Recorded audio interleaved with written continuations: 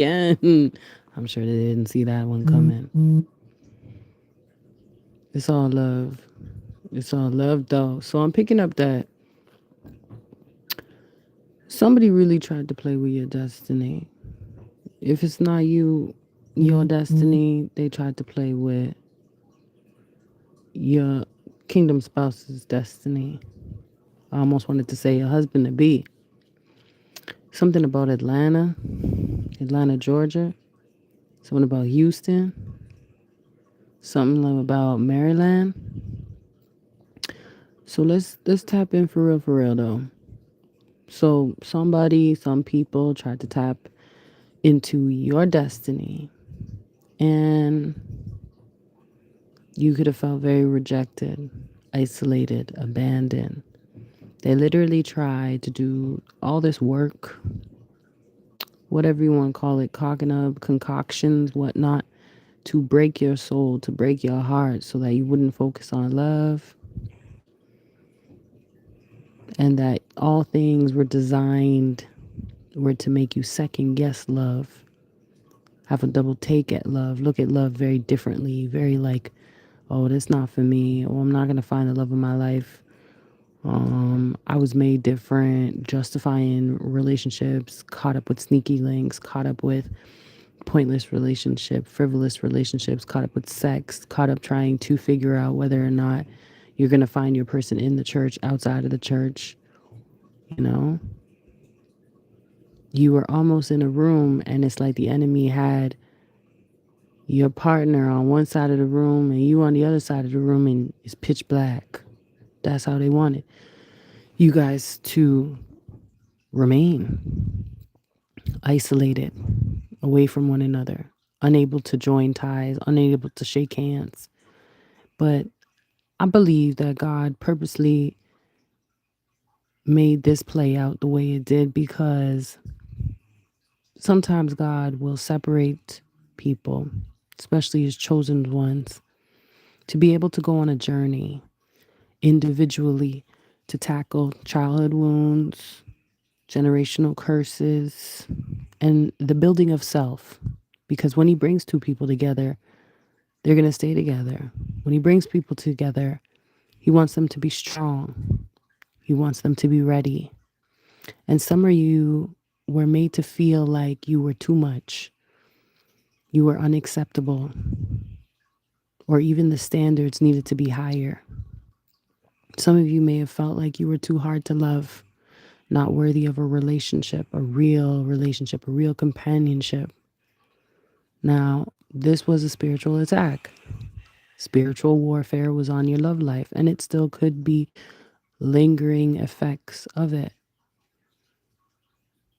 That was the assignment that the enemy had, to block you, to block your heart from opening up, to make you doubt and cloud your discernment, to disconnect you from the blessing you're meant to have, and to refuse you in the spirit from getting this covenant, as above, so below. What we bind in the spirit, we bind here on earth. So they tried to bind something in the spirit, and it wasn't bound on earth because y'all didn't make that decision.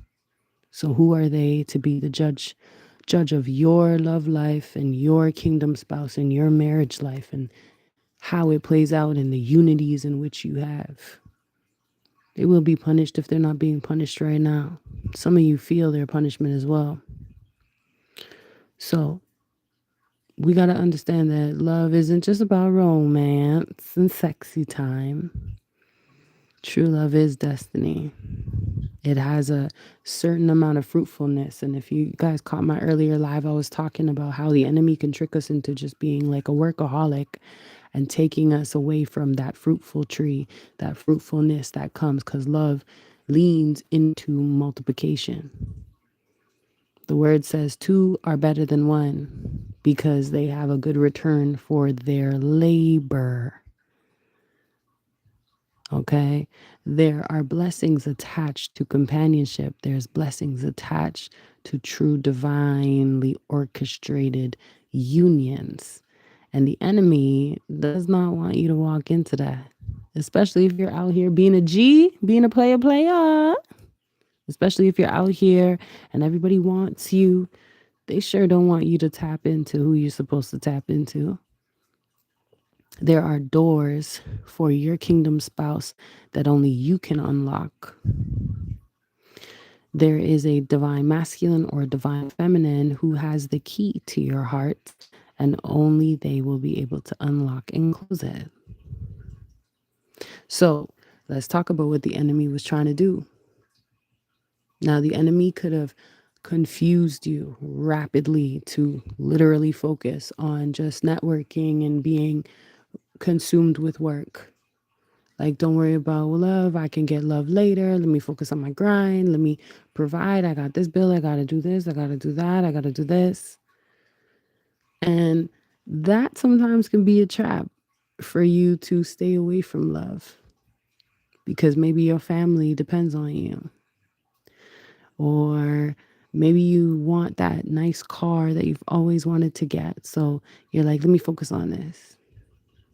And because you're so consumed with it, you neglect chasing what God has for you, the covenant that God wants for you.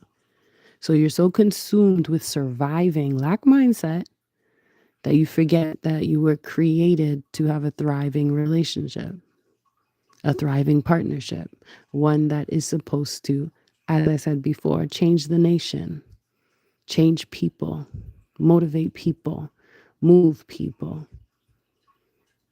lift up the atmosphere in a way that it hasn't been lifted before, so that people will change their mindsets about thriving covenant relationships, union, and whatever these people did, it was to create cycles of disappointment, cycles to put you in a mindset where it'll never be your turn.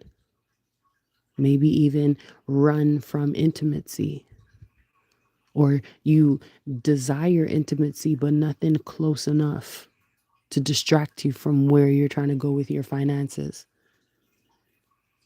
And some of you, your finances were eventually hit.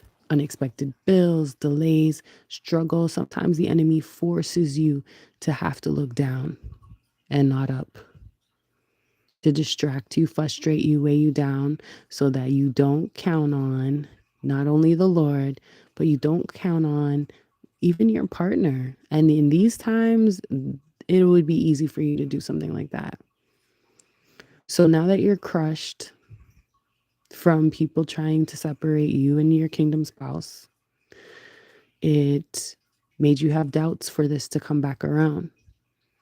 And maybe you started digging and learning about shadow work, or you started learning I have to do clearing spells, or you started having instincts like something's not right. And you said, okay, it's time for me to fast. It's time for me to pray about this. It's time for me to open my eyes a little bit more. It's time for me to start addressing the things that I've been really running from and hiding from.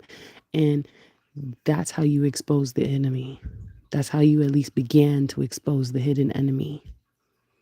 And all of us have this thing working in the background, you know, that tries to play with our emotions and our fear and our spirit, the thing that keeps us blindfolded. Sometimes it's something that you grow up with, especially in certain families. It's like a ritualistic thing. So there was somebody or some people that literally wanted to separate this union from you guys noticing each other, loving each other, staring at each other. Maybe somebody felt the love between you two. And they said, no, it's time to give them chaos. It's time to give them family drama. It's time to keep them away from locking eyes. Keep them away from locking into each other and having that like, wow, that's the one moment. Wow, okay, this is who I'm going to spend the rest of my life with, no matter what. You know what I mean? Okay, so here comes the justice now. The justice is coming on because every time I keep shuffling my cards, it keeps saying whatever they try to do is not going to be able to stand the test of time to keep you guys apart. So now that the truth is being revealed, because, hey, if we forgot, year of karma, year of understanding, all these things have been pressing, coming out, truths, more truths, more truths. So it also brings us more truth about the spiritual realm. And whatever energy they put out, it's being rejected. And if they thought that they could break you, they had another thing coming. Because it's almost like you know the devil. It's almost like you were chilling in the devil's backyard. And it's almost like your kingdom spouse also had to go and chill in the devil's backyard. But they know that you guys were anointed, and they know eventually y'all had to go see God again. So they were just trying to get all the juicy stuff, all the juicy knowledge. Hey, you've been with God before, so how you end up here? Oh, the enemy put you here. Shoot, I know y'all ain't gonna stay here long. So when people continuously try to put you back in the enemy's camp, the enemy starts saying, y'all don't belong here. And you see that isolation, it's now changing. For some odd reason, it's like the light got turned on in the room with you and your masculine, you and your kingdom spouse, you and this soulmate you're divinely guided to be with. The light got turned on. Somebody blew a light. It could have been God, because God's always there, right? And you and your kingdom spouse had to see hell. Y'all had to see it. Y'all had to see the betrayal. Y'all had to understand the heartbreak. So then you'd know how to fight when y'all come together. Y'all had to see people mishandle you, misuse you, misunderstand you. Y'all had to see, because if you didn't see hell, you wouldn't recognize heaven. Not for real. You would see counterfeits. You would mistake relationships that were only meant to be in your life for a season for something long term. And you wouldn't appreciate acceptance. You wouldn't appreciate love that comes in to greet you, because you'd be like, nah, this ain't it. This ain't it. Just know God never stopped working. And he never stopped working on you, and he never stopped working on your partner. So whenever you feel some type of way, just remember that God was guiding you the whole time. Whenever you feel unworthy, just know that God was guiding the situation the whole time. Whenever you were crying, God saw you go to sleep. Whenever you were whispering, God, I want something different. God, I want change in my love life. God, I want to make my life balance out the way you see fit. Whenever you thought, nah, man, I have to have a spouse. There's no way God would send me here. There's no way. God said, all right, let me work on your heart a little bit. Let me work on it in secret. Let me isolate you how the enemy wants. Let me use this isolation how the enemy wants to use you. And I'm going to show you that you're never truly alone. I just heard rock steady. I don't know what that's about. I think that's a love song. So God's guidance was upon you consistently, and God's guidance was upon your kingdom spouse as well. If we look at Joseph, right? Joseph was thrown into the pit and sold into slavery and locked into prison. And it was like hell. But then God had a position for him at the top of the palace. And more things started to reveal over time. Family came back. Wealth came back. Health came back. And this is after years of being barren and broken and mocked. Okay. So you see that thing about prayer? It does work.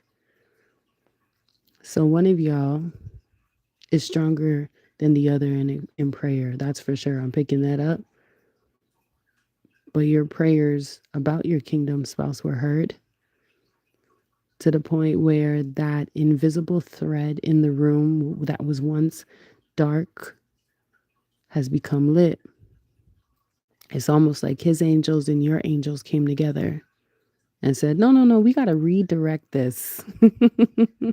All right, they want us to play in the dark. We'll play in the dark. And we'll walk slowly to one another. We'll listen to our voices. We'll listen to the prayers of us showing each other love in the spiritual realm. So now that everything is faded and these people are, scrambling for more money, scrambling to see a false prophet maker, a false promise maker who is trying to say, yeah, man, the fog is still working. The fog is actually lifting. And the manipulation that happened is breaking. Some of you are still dealing with manipulation with your kingdom spouse. Some of you can see the manipulation around your kingdom spouse. And some of you are like, when is it ever going to end? Just keep on praying, because the oil has to seep through the water eventually. So God says, don't chase. Don't chase nobody. Don't force nothing. Don't beg for nothing. His revelation has already come. And the enemies will know. You will know. Your kingdom spouse will know. All the answers will be visible. Some of you, this was your divine assignment the whole time, was to help this person get to a level of healing, get to a level of understanding, because maybe you had to go sit in the devil's camp before they did. Maybe they had blinders on. Maybe you said something. Maybe you prayed for them. Maybe you gave them something. Maybe you awakened them just by being you and being in isolation, being single. Maybe you're vocal about your past traumas, your karmic ties, your family drama. And that's the key that opened this person's heart. You got to trust that there was a plan the whole time. You have to trust that this is not just a spiritual world we live in, but a supernatural one. This union is much bigger than just love. And I'll keep saying it. There's a legacy that's meant to come to pass. And together you guys will break generational curses after a series of breaking general curses individually. Together you guys will shake the nation, change people. You guys will multiply over and over and over and over. I don't know what that means, if it's going to be kids or money, but you know you have a seat at God's table and they can't unseat you. Whenever God opens that door, no one's going to be able to shut it. They locked you guys in a room that God was in control of the whole time. So what? You had to walk through hell for a little bit. Heaven is prepared for you. They're prepared for your enemies too. They're prepared for your enemies too. So don't be discouraged by any of the delays that are happening. Don't be fooled by what it looks like on the outside or on social media or in the fleshly realm. Things are spiritually breaking and your enemies are so mad because justice is rolling. Big man, keep on rolling.